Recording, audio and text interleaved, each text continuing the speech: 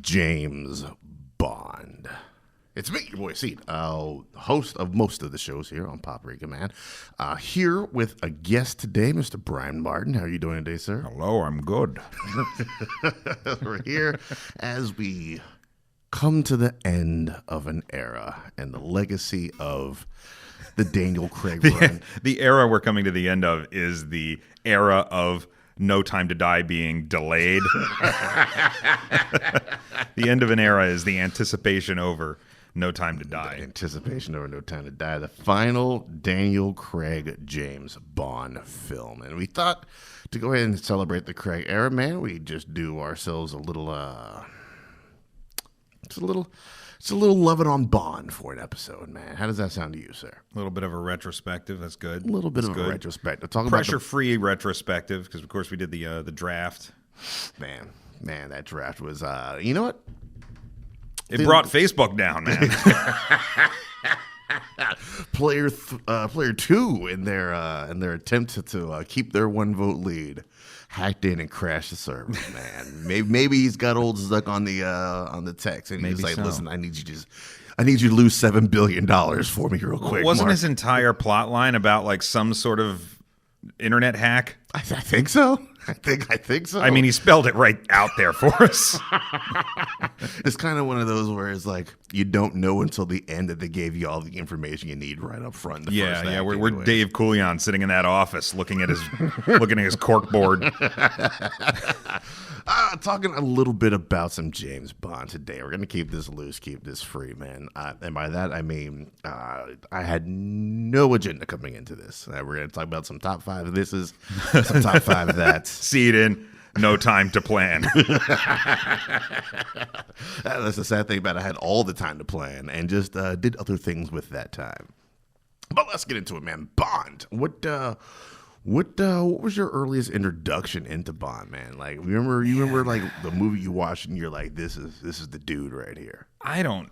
It was one of those TBS marathon deals, God you know? bless TBS marathon. Like when they would it would be like, what, 3 or 4 days over like Memorial Day or Labor Day weekend, and it would be nothing but Bond solid. I remember like maybe Christmas. They did that a lot during the winter. I don't believe they were shown in any sort of order. It was just sort of like a mishmash of Bond movies. And so I don't know what was my first. I almost want to say it was a Roger Moore movie. In fact, it might be the one on my list. The one Roger Moore movie on my list here. But what I remember about Bond when I first came into it was that I was overloaded with it, TBS, because I just sat there. Once I discovered it, it was like nothing else existed. I'm not moving. This is what we're doing. And right around the same time, there was an animated series that debuted called James Bond Jr. I remember that, the 90s, man. Yeah, which is not good, but it's like that was right it was the right time to get its hooks in me. Yeah. And the other thing I really remember was being really put out about the same time that there was no viable James Bond video game on the NES system.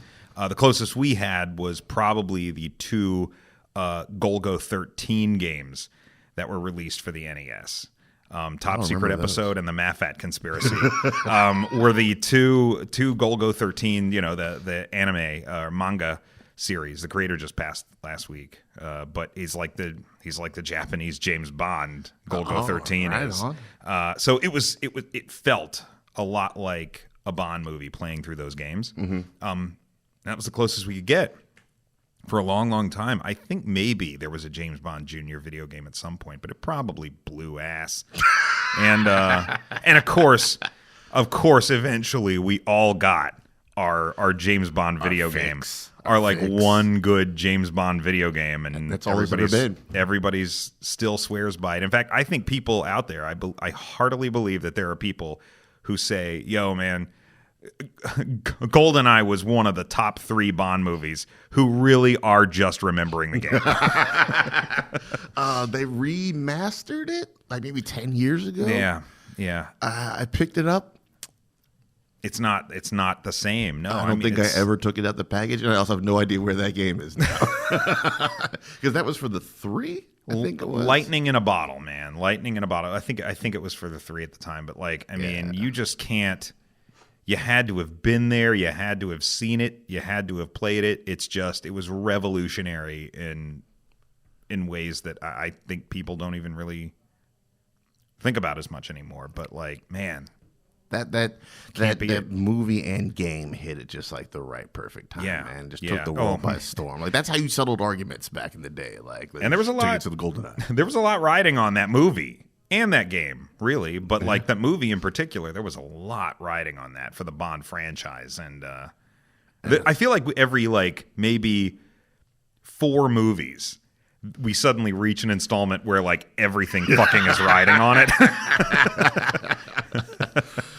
Yeah, that does kind of seem to be the case, and always for different reasons. It seems like this one, like we hadn't had a Bond flick in like 8 years or something weird and crazy like that between the second Dalton and that first Brosnan. Like there'd been a desert of Bond I think shit. it was 89 to 94 or 95. I think it was 90. Might have been 90. Yeah, it was 95. 95.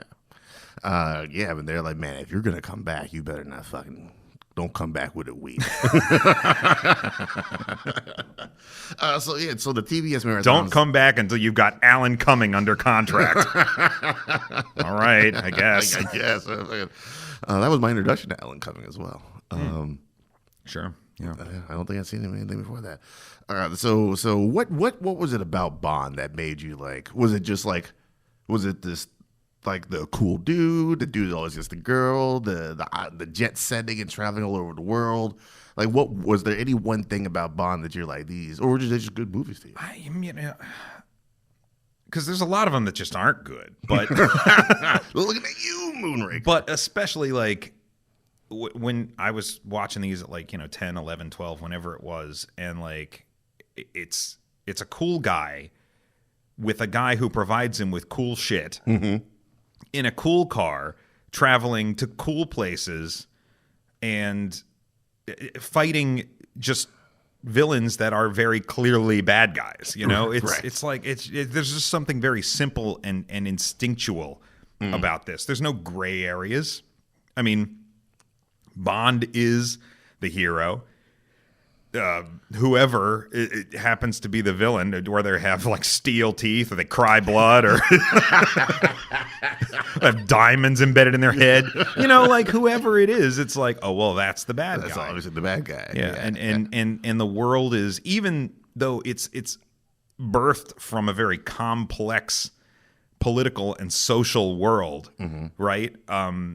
It's very stark, and the movie's kind of, I mean, it's essentially Western propaganda is what I'm saying. It is all that until you reach Skyfall and you're like, I mean, I kind of see where he's coming from in this, man. M kind of left my man just follows that trend of the late aughts, early teens, early 20 teens, where it's like we have to make the villain relatable. Yeah. For better or for worse, it worked out in Skyfall. I wouldn't call Thanos relatable. They just made a very great makes a very character. good point. Yeah, points were made. You lost me when you made Maleficent relatable. They attempted to. Yeah, that's a character I never wanted to like. So before we jump into these talking about these movies, man, we got to talk about the Bonds themselves, man. Let's just run them straight through the list. Connery, is that your number one dude? Are you one of those cats that's like, he's the first? He's the best because he's the first. I see that argument a lot. Yeah, I mean, it's hard to argue that. Like when you think James Bond, or when somebody says James Bond to me, the first thing that flashes through my head is Connery's Bond. Okay, it's just like sitting, his introductory shot in like Dr. No, sitting at that casino table. Like that's it. Yeah, that's what I think of first, and I think he. At 2 consecutive very, very good installments, probably has the best run of any Bond. because I think everybody else kind of trades off here and there, and it kind of goes up and down and up and down and up and down. And I think an argument can be made for Craig, because I think Quantum of Solace is very underrated. You are correct. But But even then, like if I'm looking at Casino Royale and Quantum of Solace and Skyfall, it's a little bit of a turd burger. And it's not because Quantum of Solace is bad. It's because the other two are exceptional. Okay, so, very good point. So yeah, I think Connery set the standard, man. And do you think everyone else has just been trying to hit that standard, or do you think other Bonds have just been kind of making it their own I thing? think it's the latter. I think every Bond has been a little bit different. If anybody came in and tried to ape the standard, it was probably Brosnan. But I certainly don't think Roger Moore was doing it. Timothy Dalton was too mean. and the same is true of Craig, I think. You know, it's and even Lazenby like wasn't trying to ape it. He's just like a dude who was happy to be there.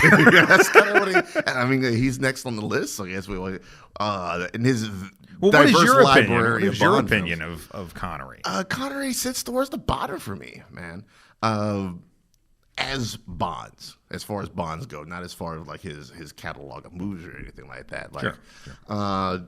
Yeah, just kind of towards the bottom of me. They, Cary Fukunaga just came out and was like, "Is Bond kind of rapes women?"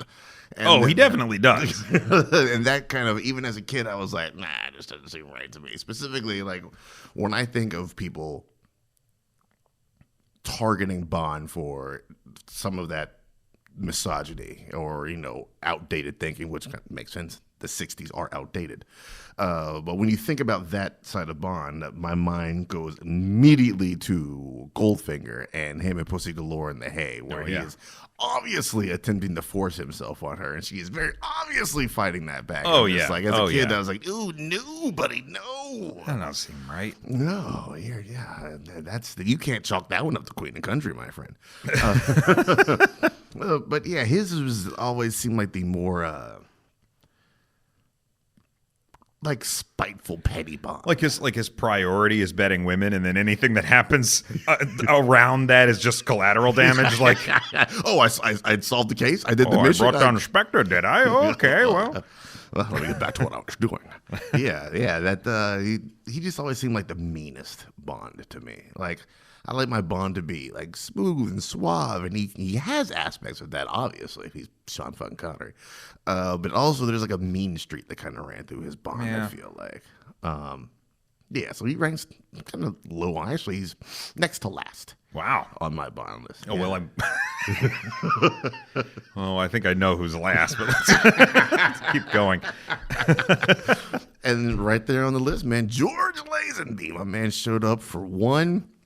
And said, "Fuck this, I'm out afterwards, man." What do you think about Lazenby and his only outing? I was so confused, in that chunk of Bond movies I was watching.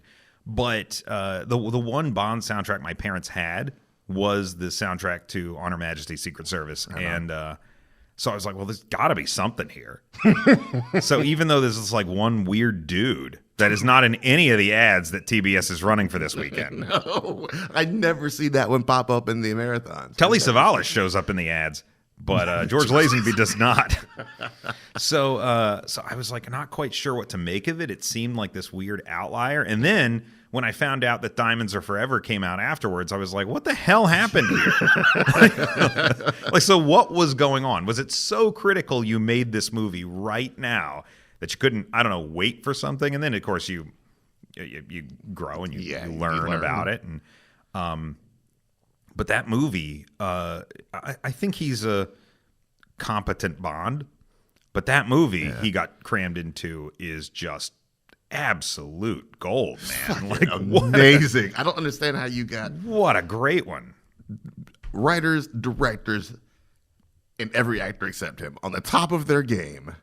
And they just shoehorned the number one most necessary thing is this guy. How do you bet the farm on a dude who's never acted before? It's crazy. That would be like they just like pulled Chris Pratt out of JCPenney and gave him Star-Lord for the most part these days. Yeah. Like He was a model. Not since Napoleon Dynamite has a leading man just come out of nowhere and dazzled audiences. You're, of course, talking about Ephraim Ramirez as Pedro.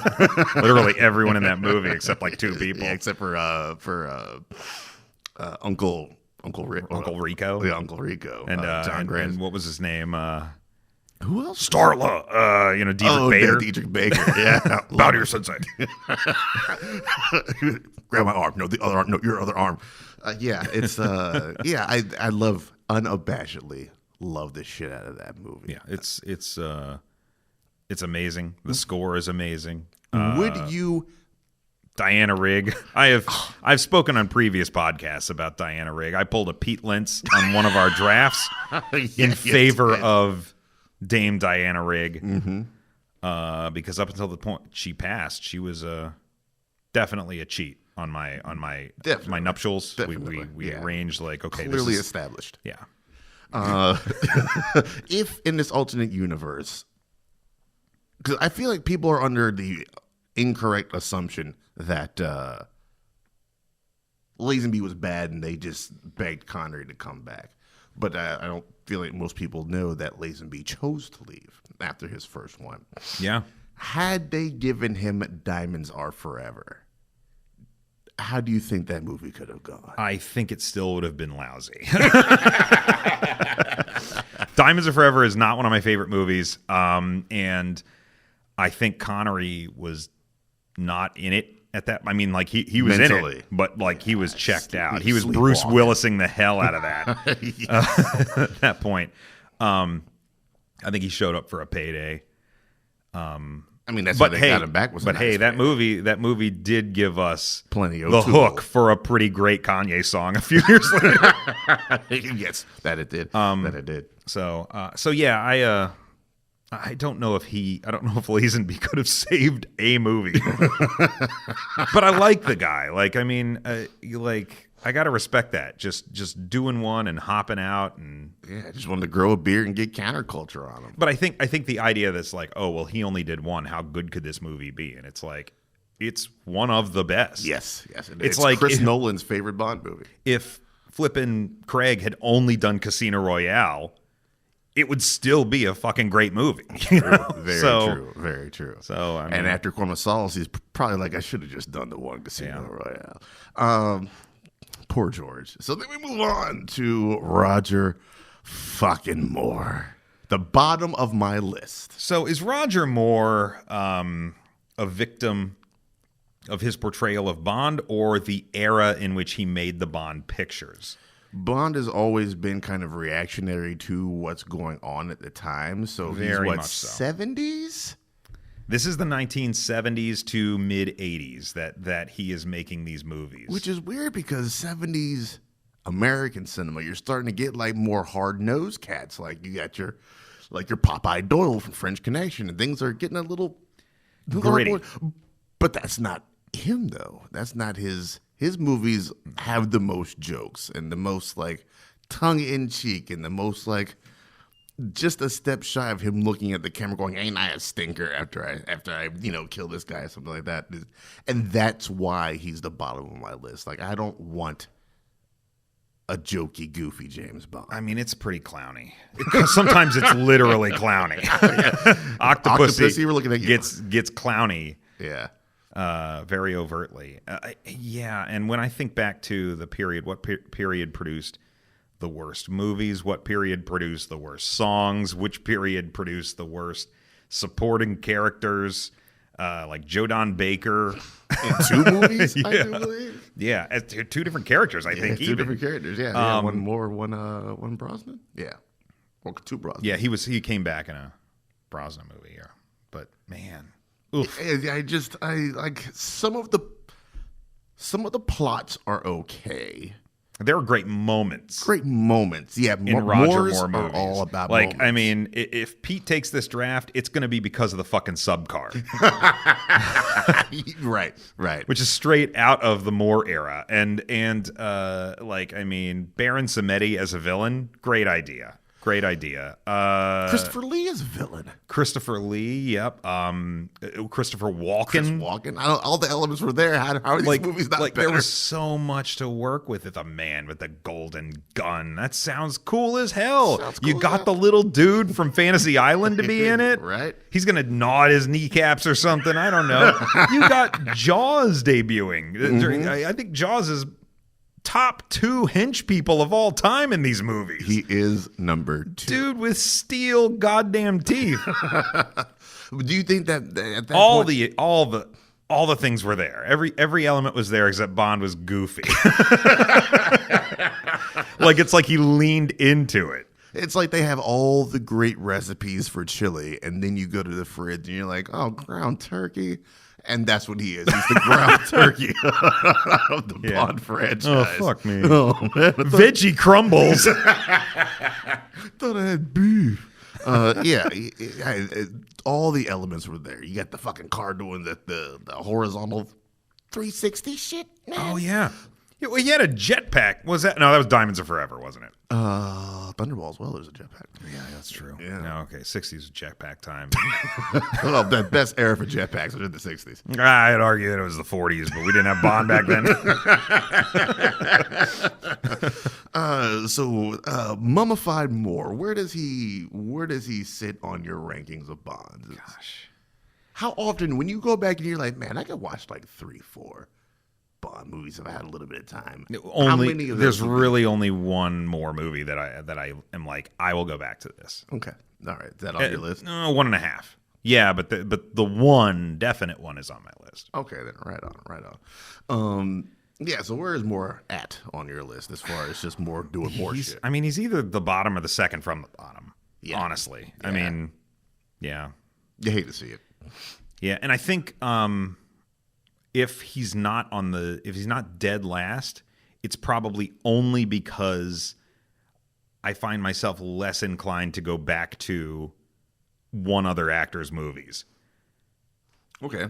All right. Fair enough. And let's move on into Tim Dalton. It's not him. Oddly Okay. enough, it's not Timothy Dalton. I think Timothy Dalton, kind of like Lazenby, didn't get a fair shake. I think he's kind of like one of the least thought of Bonds when you get to Bond. Yeah.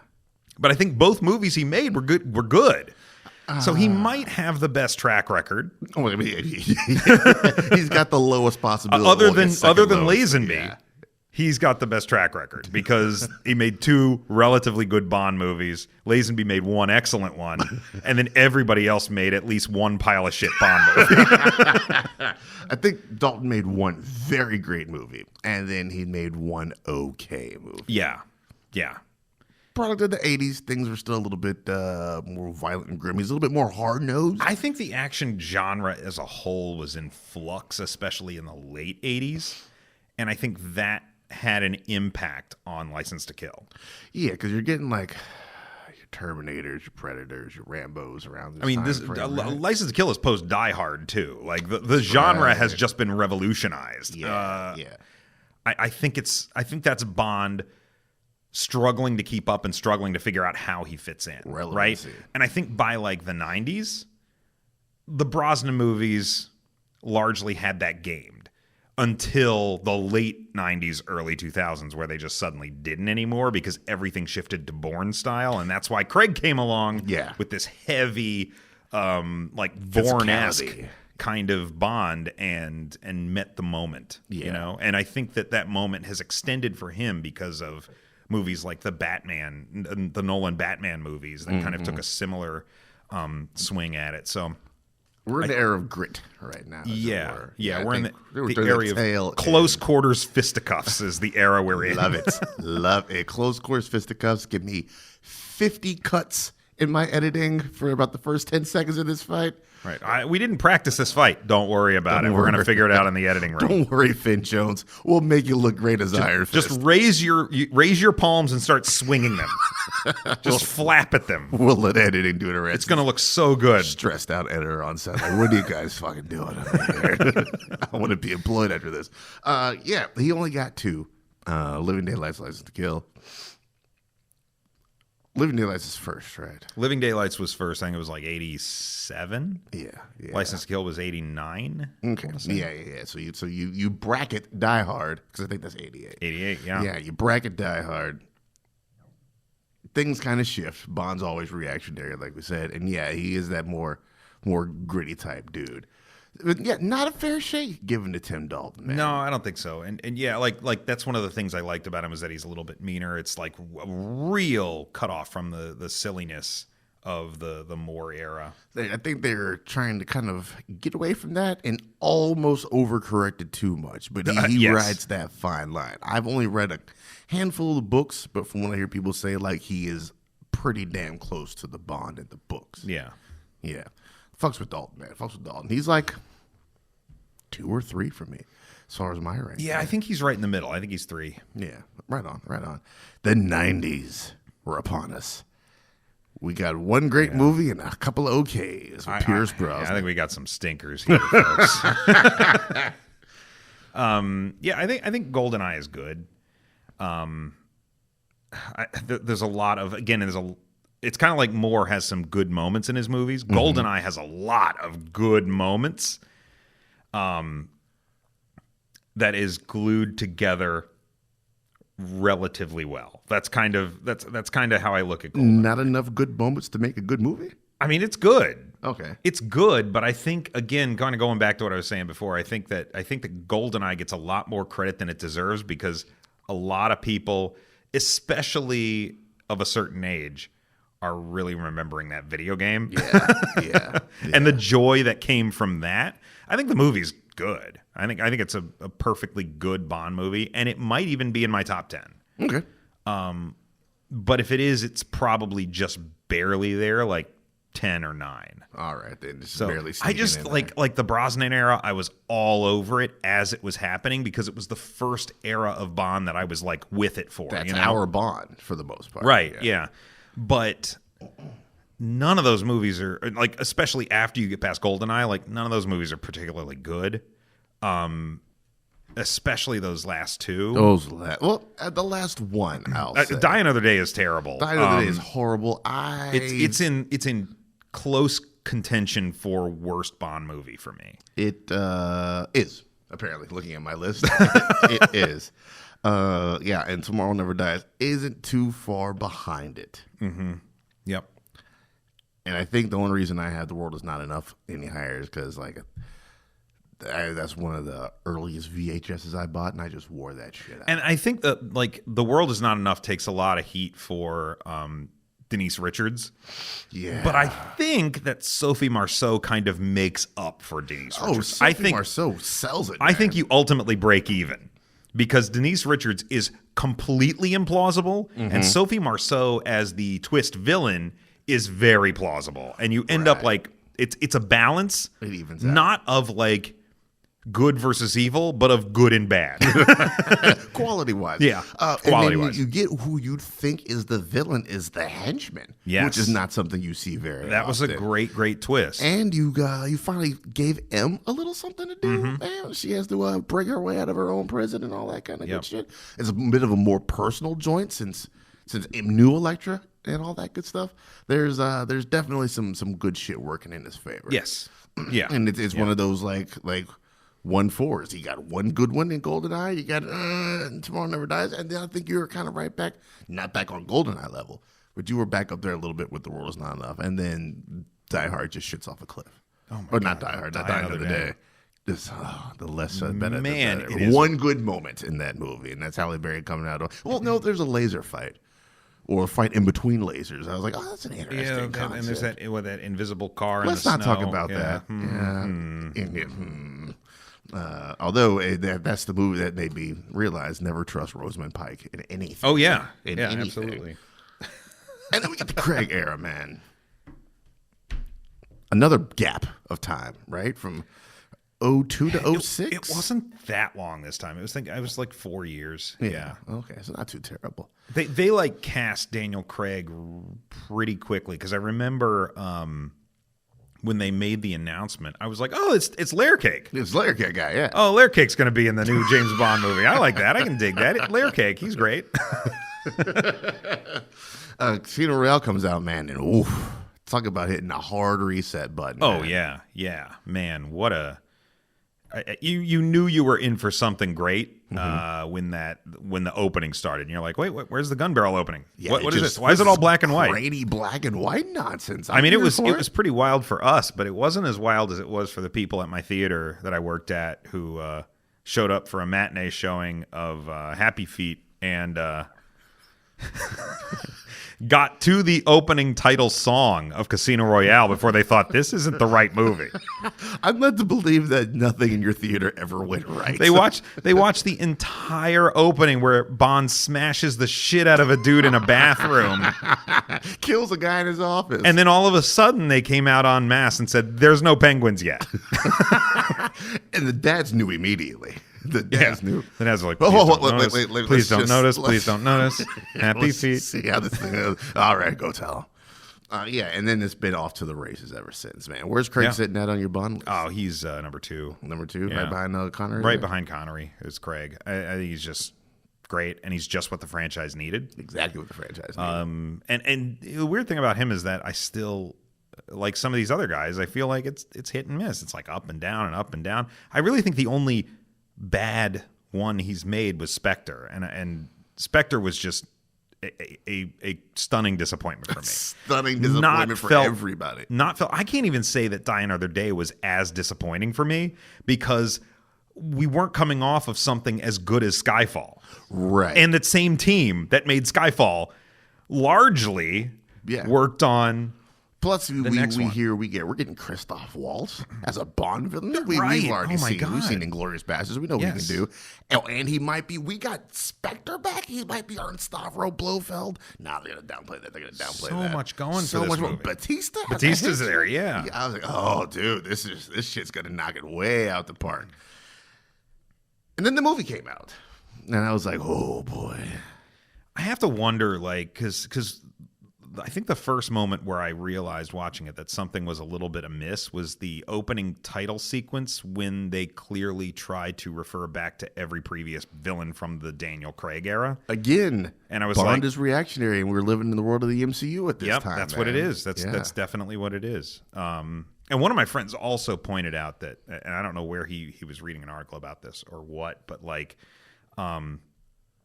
is it Wade and Purvis, who like like when Wade and Purvis come in to finish the script, the movie ends up bad. But when they start off working on it and somebody else follows to finish it up, it comes out good. So it's a lot more predictable than you might think. So we're in for some good shit because Wade and Purvis started No Time to Die. That's when we get Phoebe Waller-Bridge finished it up. So like, not only do we got like our top 2 starters, but we got a multiple award-winning writer coming in here and getting our shit. Oh man, this movie's gonna be so fun. Yeah, I'm excited.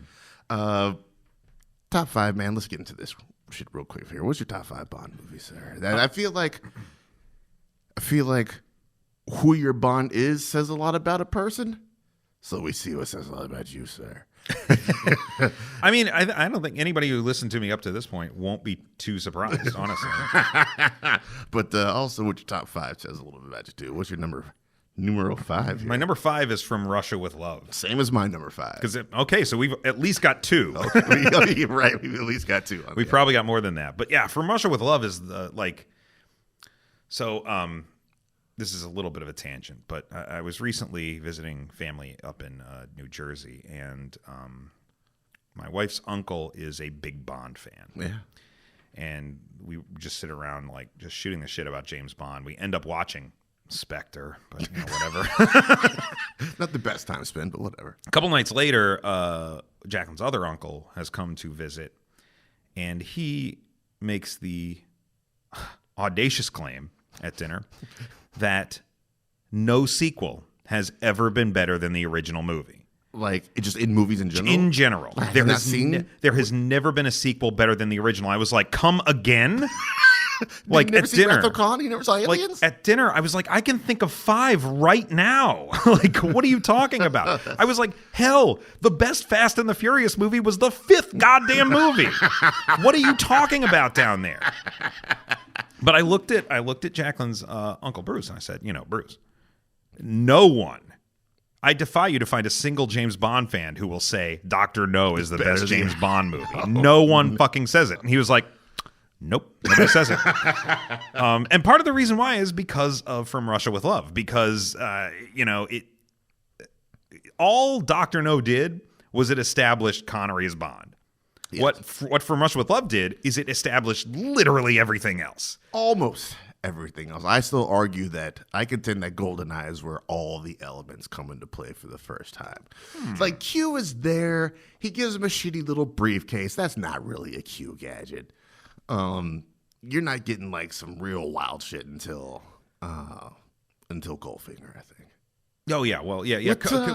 Well, that's I don't want to spoil things, but that's one of the reasons I have Goldfinger higher on my list. All right, fair is enough. Because of the Q and Bond dynamic that became, to me, like the lifeblood of the series. Like the one scene I always wanted to see the most in every Bond movie that you knew you were going to get, except for in what was it, Live and Let Die, was the Q Bond. Right. Moment, right? Where he shows him how to use all this bullshit, and Bond's like, oh, how can I bet a woman with this? And Q's like, you cheeky fuck. And like they just share this back and forth, this fatherly back and forth there. And but so Q is there. Yeah. It brings in the cars. It brings in the Russians. the Russians. Spectre. Blofeld, the first theme song, right? Like the first artist performing a theme song, conspicuously named after the movie itself, was in that movie. I think that From Russia with Love was, like, for me, the first Bond movie. Right on. From then on, it was like the formula's established, and now we're just refining it. Right. I mean, he also gives you your first. There's no henchman in Dr. No, is there? Well, there's a dude in that limp ass. But it's like not. He's not a henchman. Yeah, he's just a dude. He could be anybody. Oh, and the other thing that From Russia with Love has in it is Robert Shaw. Yeah, right. Grant, an early Robert Shaw performance, pre-alcoholic Robert Shaw. Oh yeah, I lay down the shark for you. Give me another one of them Narragansetts. Blue ribbon, you say? Give me one. Let me try.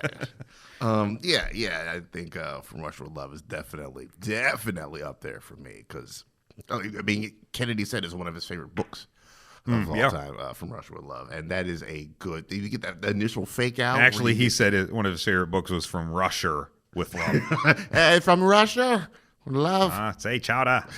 That was a terrible accent on my part. The early fake out where you think Connery's clapped up at the very beginning, and then they had that sickening suction sound effect as they pulled the dude's mask off on some early Mission Impossible type shit. Yep. Number 5 for me, also From Russia with Love. That's great. That's good. What's your number 4? My number 4 is not possibly on your list. Because it's the Roger Moore movie. Moonraker. No, The Spy Who Loved Me. Spy Who Loved Me is sitting at, oh boy, it's, 9.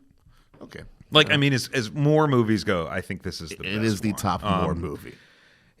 But barely. It, like, captures the spirit of that Moore era without leaning too heavily into the goofiness. Like, I feel like Live and Let Die, which is just kind of weird, and then like From Russia with Love. Well, I think Man with the Golden Gun was in between that, but like from Spy Who Loved Me.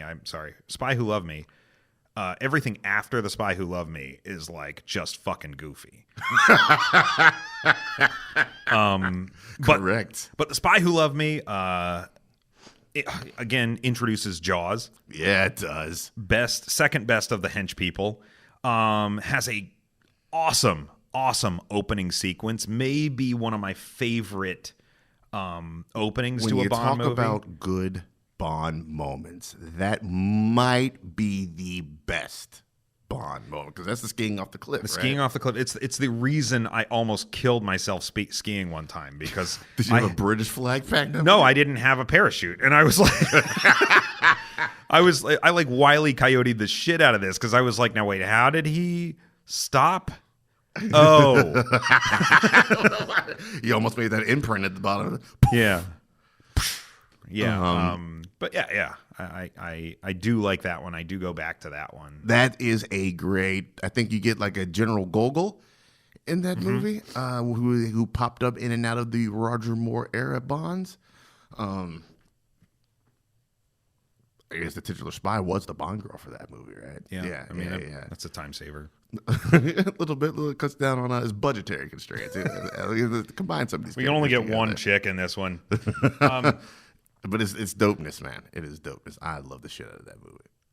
As far as Bond movies go, As long as Roger Moore Bond movies go, you could definitely do worse. Number 4 for me, do man. so much worse. You could do A View to a Kill worse. Or you could do Moonraker worse. A Moonraker? I don't even know if Moonraker's the worst. I The think worst Roger Moore. Just I think Octopussy's probably worse than Moonraker. Roommaker. Roommaker would have been a better.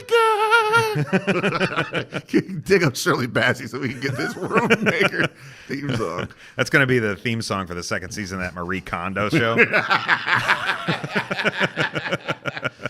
No, it's definitely Moonraker is the worst for me. I think I watched Octopussy 2 weeks ago. Yeah.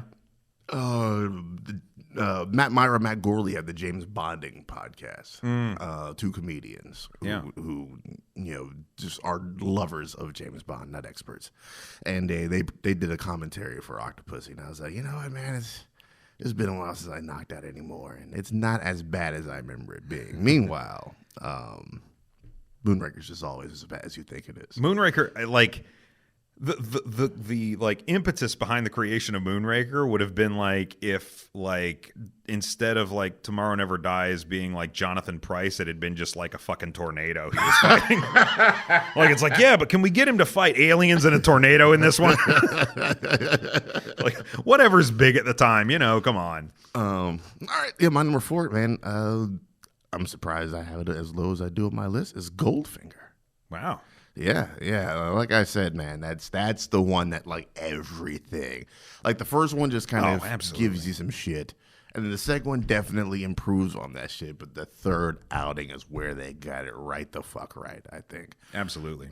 You got one of the iconic Bond villains with probably behind Bond, James Bond, probably the second most iconic thing ever uttered in a James Bond movie. The most iconic line. The funny thing is, there was like a survey in Britain of like the best moments in Bond, and the "No, I Expect You to Die" was like number 1, and the second was the Union Jack parachute from The Spy Who Loved Me.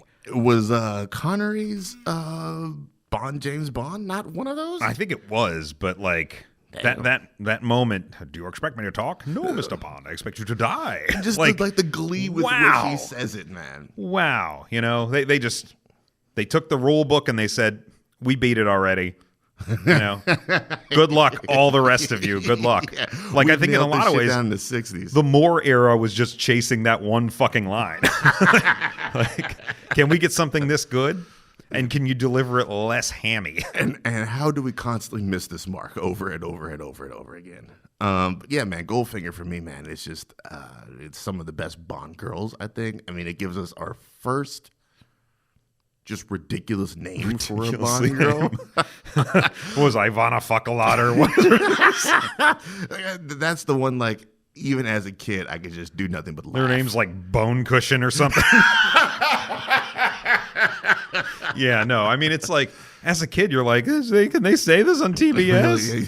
How they get away with this? Pussy galore is just too, it's too much. It's just too much. It's just the right amount, I think. Galore? Oh, my God. What? I need to talk with her parents, because there's finally a name to match my libido. Yeah, what do they do? Flying circus? Pussy Galore's Flying Circus or whatever it's called. Yeah. Her all female joint there. I like that, and it seems pretty progressive, but like it's really not. No, it's not. Your number 3. My number 3 is Skyfall. That is not my number 3, sir. Wow.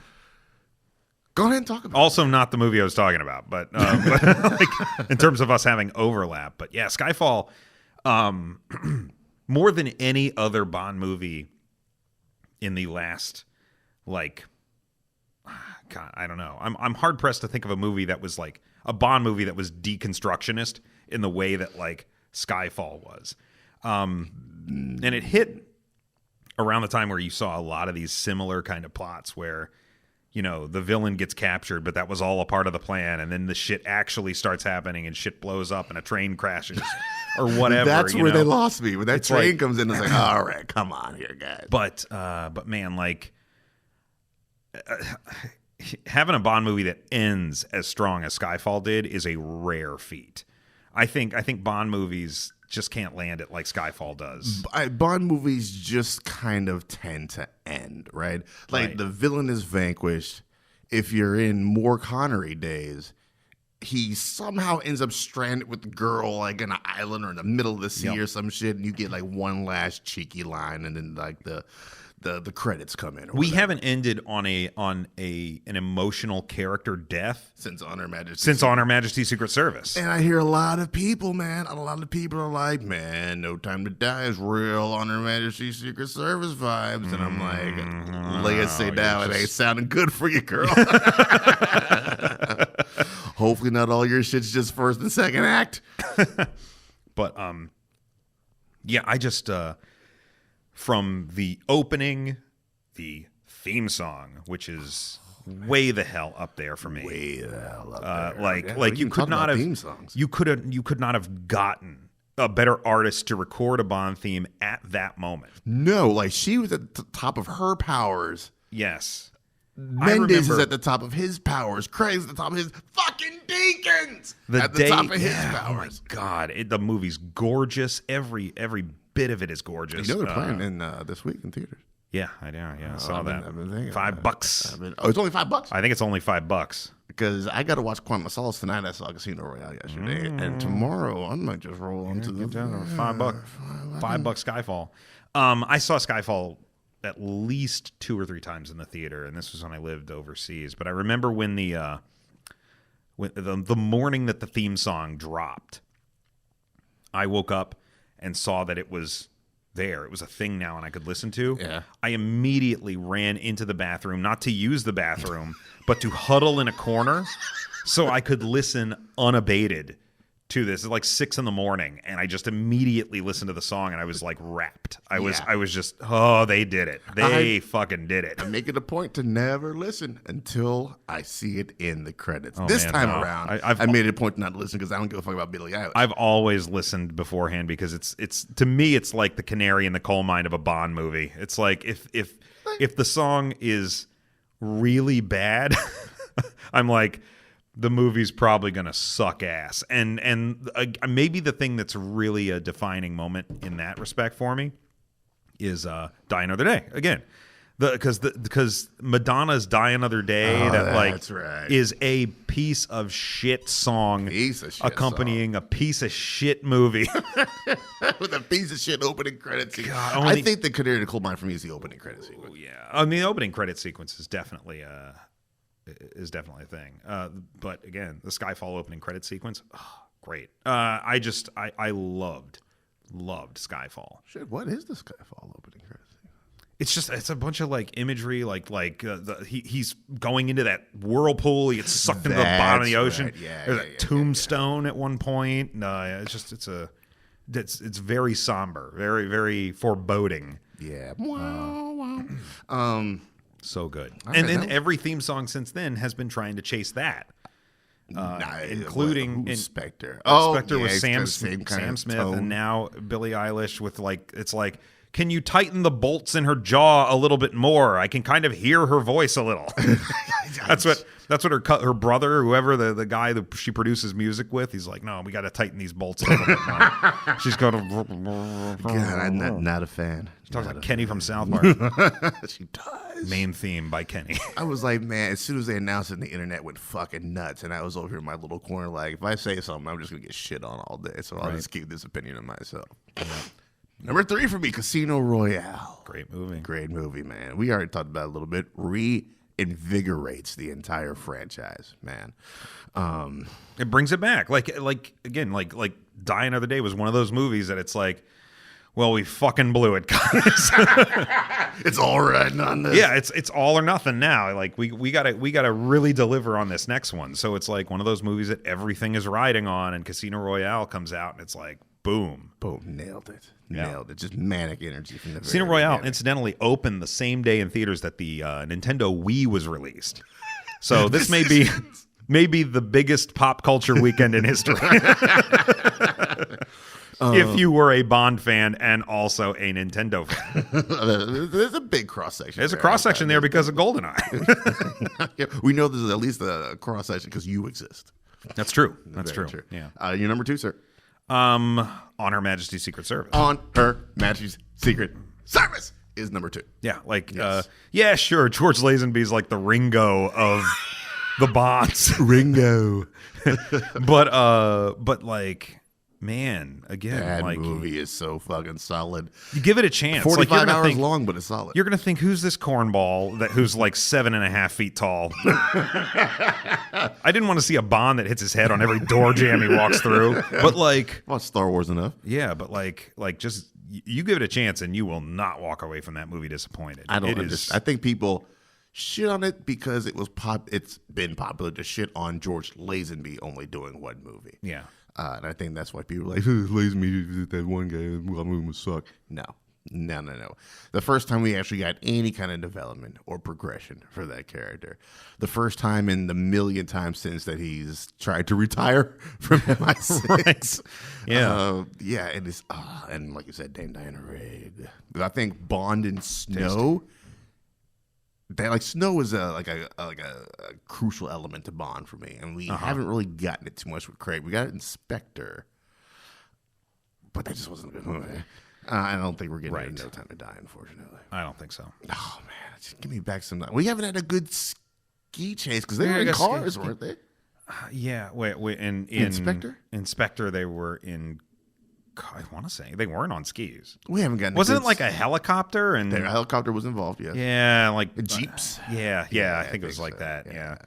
It's We like need a everything good ski but sequence. fucking skis. Come on, give us what we want. Right.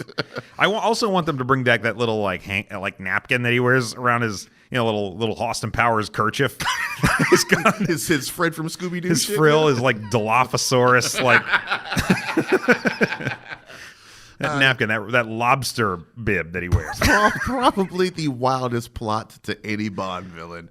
I'm gonna brainwash these chicks and send them out into the world because they had weird food allergies. Yeah. And somehow I'll use them to hold up NATO or something. Well, like it that. clearly worked. Thanks a lot. A very, very good movie. What is your number 1, sir? Number 1 is Goldfinger. Goldfinger. Talk about it, man. The Why gold is that- standard. Why is that your number 1? Because like we've said already, it's just like all the pieces coalesced and made the perfect template for what a Bond movie should be, what it can achieve, all the little disparate elements that have to come together to make a Bond movie a Bond movie. That's where it all came together, man. And it's also the Aston Martin. Like Aston Martin could not have asked for a better spokesperson than James Bond. Correct. Like, you think Aston Martin, You think James Bond. Right. You think James Bond, you think Sean Connery. I do. But yeah. That's why I drafted the Aston Martin specifically. I tried to go pretty traditional with my Bond. It's the Bond car. It Yeah. is the Bond car. Yeah, but- good lord. Yeah, And Oddjob. We haven't mentioned We Oddjob. haven't- but he he is is the number one. He's the number henchman. one henchman. Yep, it's Jaws, Oddjob. Oddjob, then Jaws.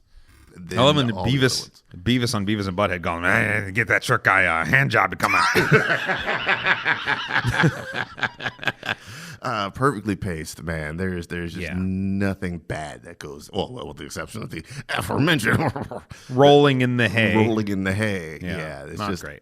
And the villain's plot is fucking genius, man. Yeah. It's not the maniacal, I want to take over the world. It's just like, I want to increase my stock by fucking over everyone else's shit. Yeah, I mean, it's I'm very not plausible. sure how he's not American, but It's only a matter of time until we get another Bond villain like that. Like a crypto miner or something like that. oh, the crypto miners here.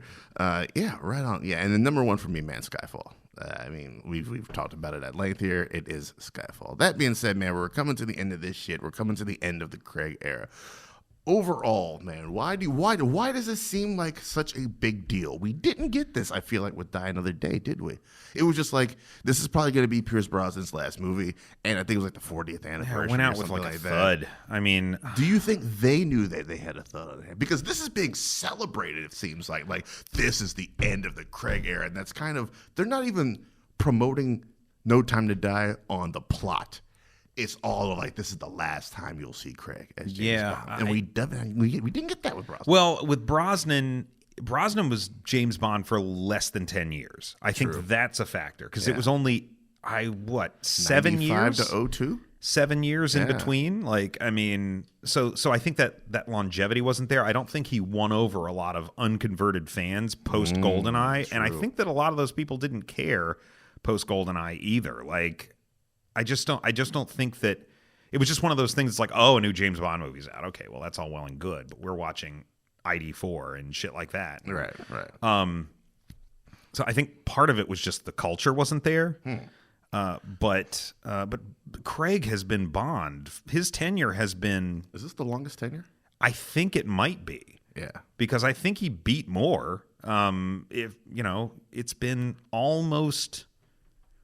I mean, because of delays. I think if anything, the delay of No Time to Die resulted in him beating Roger Moore. Yeah. Okay. Possibly. They're either neck and neck or he beat him. But I mean, he's just a couple years away, like 16 years, I guess. Craig has been our James Bond for like 16 years almost. And so it's like a third of our lives. That's huge. I think that's a big part of it. It's like a whole generation of moviegoers came to age with this Bond. Yeah. So they're just riding that high on out. Do you have, as we wind this down, any expectations for No Time to Die? What would you like to see happen?